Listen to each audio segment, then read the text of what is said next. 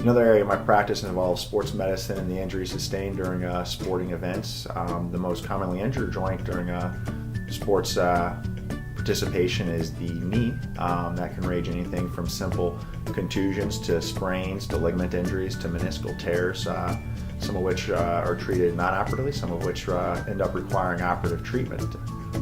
Most people, when they injure their knee, they're worried that they, quote, blew out their knee and they're going to need a major surgery. That's the less common outcome of it. More commonly, it's something that we can treat non-operatively or potentially with outpatient surgery. When people ask, they're always worried primarily about their ACL. Doc, did I blow out my ACL? Sometimes they do, sometimes they don't. How do we determine this? It is oftentimes you're able to pick it up on exam. We usually do an MRI to help confirm it and assess for associated injuries that you'll see with the tear of your anterior cruciate ligament.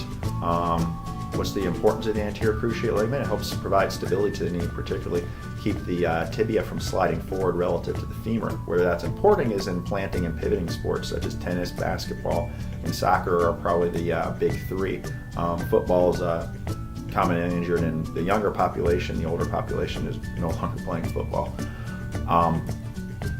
As far as rehabbing or treating ACL injuries, sometimes we can treat it purely with physical therapy. Certainly not all patients have the demands that ACL injury necessarily equals surgery.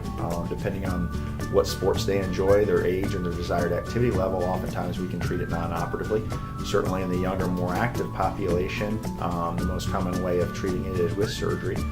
It's typically an outpatient surgery where we are reconstructing rather than repairing the ligament.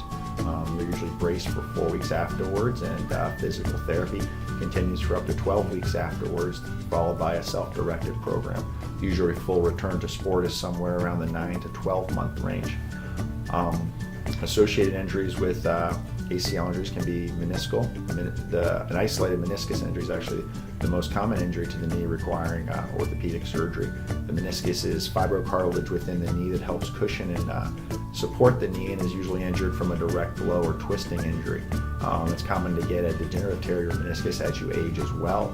Sometimes we can treat these with injections. Sometimes they require an outpatient procedure lasting roughly half an hour to 45 minutes, followed by rehab for 4 weeks.